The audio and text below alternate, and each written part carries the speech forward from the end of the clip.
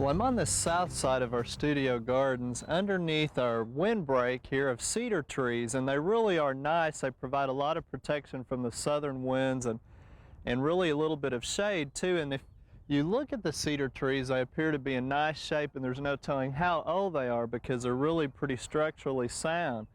But if you investigate them and look at them a little bit closer, you'll see some strange orange masses that show up this time of year.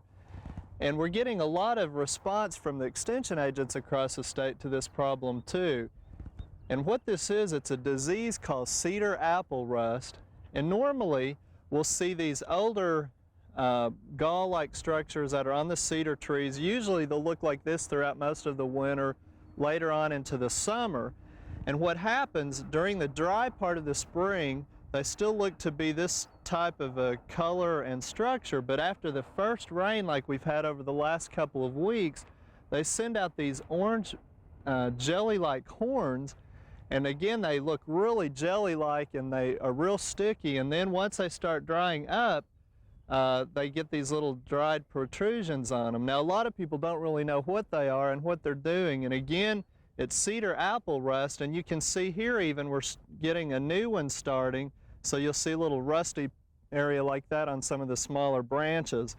Now really we're not going to be too concerned with these on our cedar trees. As many as we have, really there's not that many of the galls on them. Every now and then you'll find a tree that's loaded with them, and they won't harm the tree unless you get too many of the galls on, and then they'll start causing the tree to decline a little bit and the foliage won't look nearly as much as attractive. But where we are concerned is when those southern winds come blowing in and they blow the spores over into our fruit orchard. And let me take you over there and show you what I'm talking about.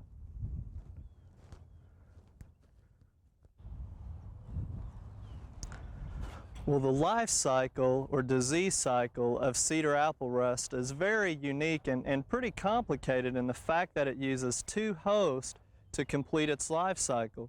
We talked about the cedar tree, but where it comes to play in the orchard is with apple trees. The spores that we just showed you on the jelly-like mass as they dry will either blow over here, or insects can bring them over, or even be splashed on. And what you'll see is when the leaves continue to extend and mature, you might see some spots that kind of are a yellowish greenish color at first, then they get a darker orange with a black center in them.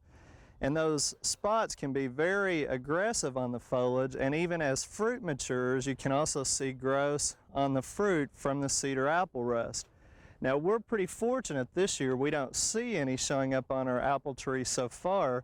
Last year we had some, but Alan has been trying to use a preventative spray schedule to try to stop that. And let's talk a little bit about some of the controls. Really the best thing would be to try to break up that disease cycle that we talked about. So if we eliminated the cedar trees in the area, that would be one way to do it. But again, they serve a very vital function in our studio gardens as well. But if you're planting or designing an orchard and you've got cedar trees around them, you want to keep in mind that if you're on the north side of your orchard with cedar trees, about 1/4 of a mile is what they recommend as far as a distance. But you need to have cedar trees more than 1 mile away on the south side, because that's where the aggressive winds again would blow in those contaminated spores. Now also, during this time of year when the leaves first start coming out on the apple trees, you can start in with a spray schedule.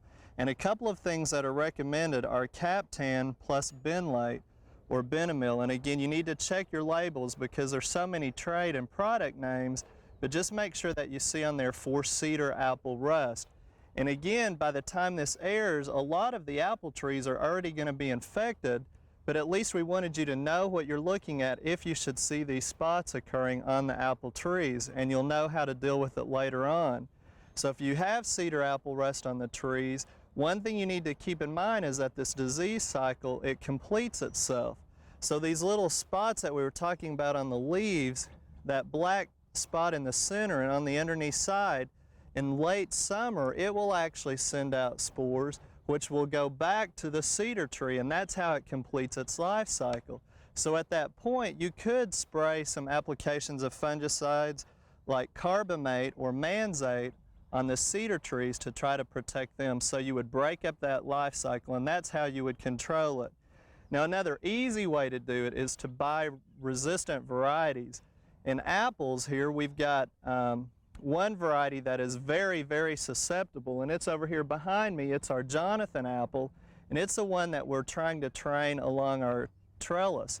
And again, Jonathan is quite susceptible, but we just planted an Arkansas black that is resistant to the cedar apple rust. So we've got that one here. Because of the cedar trees, hopefully we'll not have any problems. And a red delicious, which is pretty commonly grown in some of the gardens in Oklahoma, is also tolerant to the disease, but the golden delicious is not. Now, in addition to the apples, crab apples that we use for ornamentals in the landscape can also get the cedar apple rust. And I want to tell you about some new varieties that are released just last year that are showing up in the market this year that are tolerant or resistant.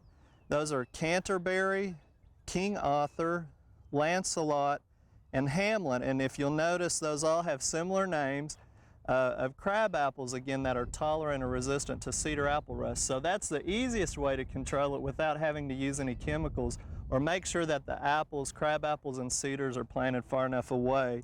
And if you still are confused or not sure what to do about cedar apple rust, there is once again a fact sheet available at your county extension office, number 7611, that you can pick up, and it will help clarify some of these questions or answers that you may need. We hope you've enjoyed this classic from the Oklahoma Gardening Vault.